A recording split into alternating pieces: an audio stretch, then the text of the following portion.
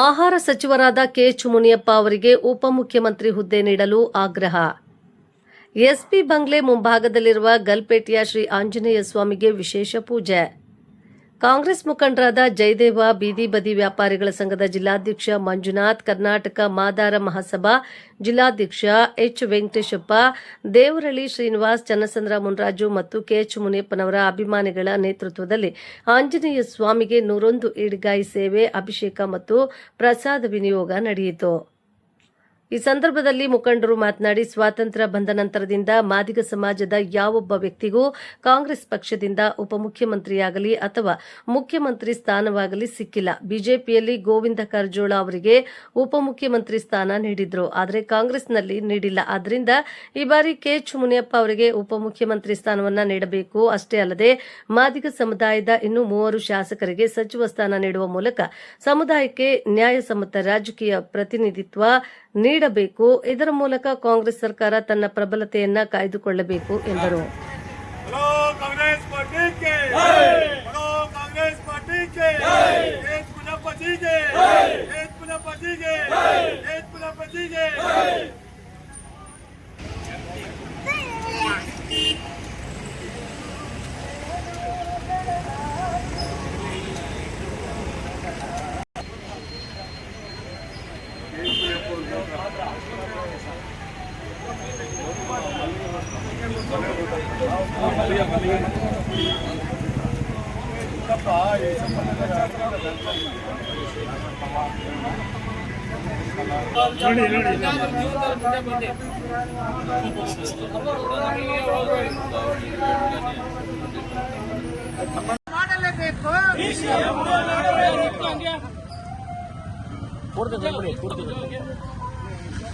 ಎಲ್ಲರೂ ನಿಂತ್ಕೊಳ್ರಿ ನಿಮಿಷ ಅಲ್ಲೇ.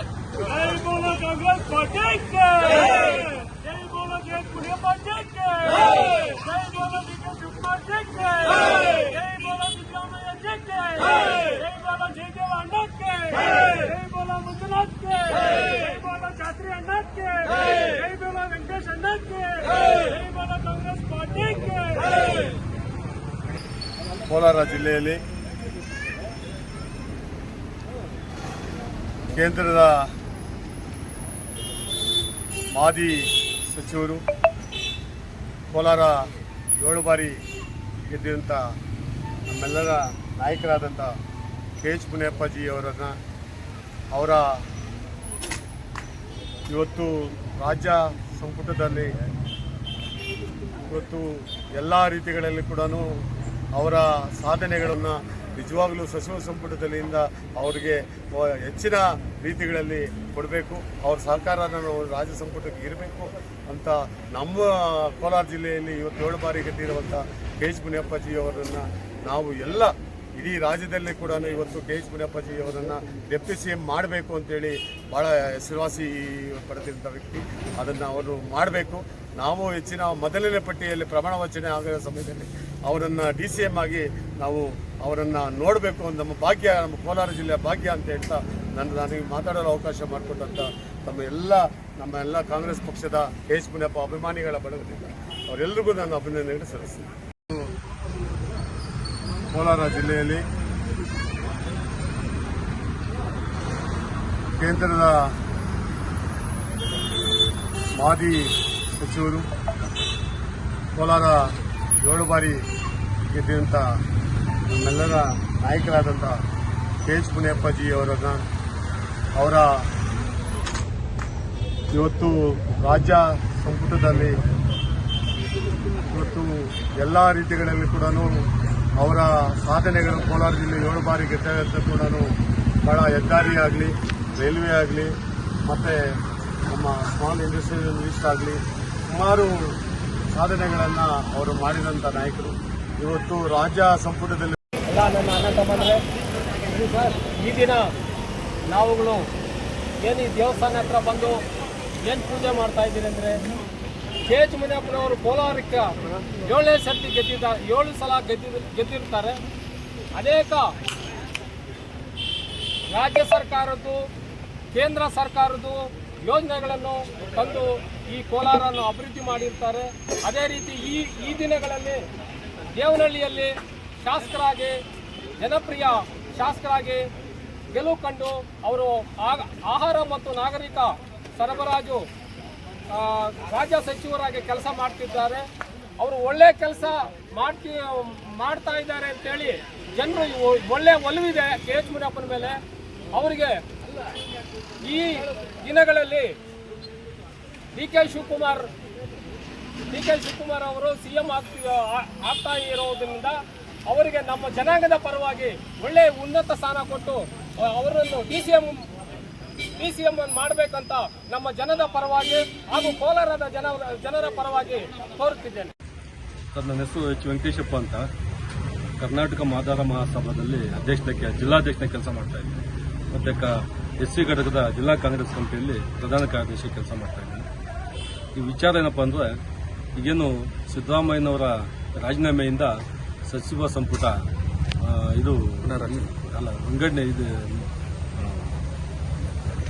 ಸಿದ್ದರಾಮಯ್ಯನವರ ರಾಜೀನಾಮೆಯಿಂದ ಸಚಿವ ಸಂಪುಟ ಪುನರ್ರಚನೆ ಆಗಬೇಕಾಗಿರೋದ್ರಿಂದ ಏನು ನಮ್ಮ ಕೋಲಾರ ಜಿಲ್ಲೆಯ ಪ್ರಶ್ನಾತೀತ ನಾಯಕರಾಗಿದ್ದಂತಹ ಮೊದಲು ಮಾಜಿ ಕೇಂದ್ರ ಸಚಿವರು, ಹಾಲಿ ಆಹಾರ ಖಾತೆ ಸಚಿವರಾಗಿರತಕ್ಕಂಥ KH ಮುನಿಯಪ್ಪನವರು ಕೋಲಾರ ಲೋಕಸಭಾ ಕ್ಷೇತ್ರದಲ್ಲಿ ಸತತವಾಗಿ 7 ಬಾರಿ ಲೋಕಸಭಾ ಸದಸ್ಯರಾಗಿ ಆಯ್ಕೆಯಾಗಿದ್ದು, ದೇಶದ ಇತಿಹಾಸದಲ್ಲೇ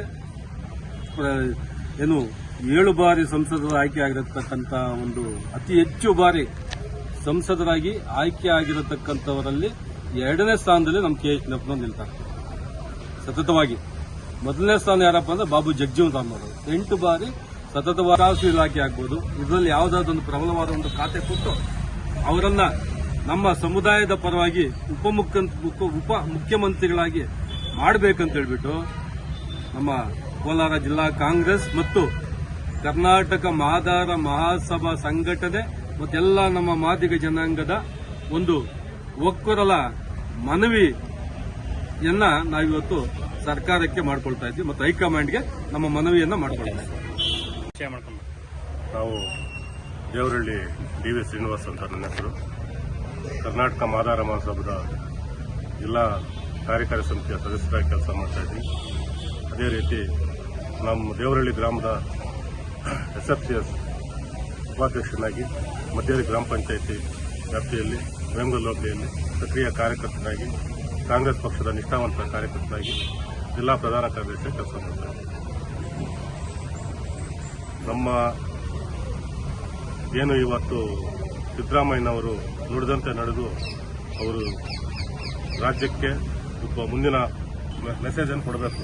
ಇಲ್ಲದೇ ಹೋದಲ್ಲಿ ಮುಂದಿನ ದಿನಗಳಲ್ಲಿ ಕಾಂಗ್ರೆಸ್ ಸರ್ಕಾರಕ್ಕೆ 2018ರಲ್ಲಿ ಏನು ಸಿದ್ದರಾಮಯ್ಯನವರ ಸರ್ಕಾರ 5 ವರ್ಷಗಳು ನಡೆಸಿ ದಲಿತರಿಗೆ ಒಳಮೀಸಲಾತಿ ಕೊಡದೆ ವಚನಭ್ರಷ್ಟರಾಗಿದ್ದರಿಂದ ಸರ್ಕಾರ ಹೋಯಿತು. ಆಗ ಇದು ಮಾತು ಕೊಟ್ಟು ಅವ್ರನ್ನ ಒಳಮೀಸಲಾತಿ ಜಾರಿ ಮಾಡಿ ಅದು ಅನುಷ್ಠಾನಗೊಳ್ಳದೆ ಅವ್ರ ನಾಯಕರನ್ನ ಈಗ ಹೀನಾಡಿಸಿದಲ್ಲಿ ಅವರಿಗೆ ಸ್ಥಾನಮಾನ ಕೊಡದೇ ಆಗಿದ್ದಲ್ಲಿ ಮುಂದಿನ ದಿನಗಳಲ್ಲಿ ಮರುಕಳಿಸಬಹುದು ಅಂತ ನಾವು ಭಾವಿಸ್ತಾ ಇದ್ದೀವಿ. ದಯವಿಟ್ಟು ಸರ್ಕಾರದವರು ನಮ್ಮ DK ಶಿವಕುಮಾರ್ ಅವರ ನೇತೃತ್ವದ ಸರ್ಕಾರದಲ್ಲಿ ಅವ್ರಿಗೆ ಉನ್ನತವಾದ ಸ್ಥಾನಮಾನವನ್ನು ನೀಡಿ ಗೌರವಿಸಬೇಕು. ಅವರು ಗೌರವಿಸುವ ಮುಖಾಂತರ ಇಡೀ ಜನಾಂಗದ ಸಮುದಾಯದ ಶೋಷಿತರನ್ನು ಗೌರವಿಸಿದಂಗೆ ಆಗುತ್ತೆ ಅಂತ ಹೇಳಿ ನಾವು ಮನವಿ ಮಾಡಿಕೊಳ್ತಾ ಇದ್ದೀವಿ. ಕೋಲಾರದಲ್ಲಿ ಇವತ್ತು ಇಡೀ ನಮ್ಮ ಕಾಂಗ್ರೆಸ್ ಪಕ್ಷದ ಕಾರ್ಯಕರ್ತರು, ನಿಷ್ಠಾವಂತ ಬಣದವರು ಎಲ್ಲ ಸೇರ್ಕೊಂಡು ನಾವು ದೇವಸ್ಥಾನದಲ್ಲಿ ಪೂಜೆ ಮಾಡಿದ್ದೀವಿ.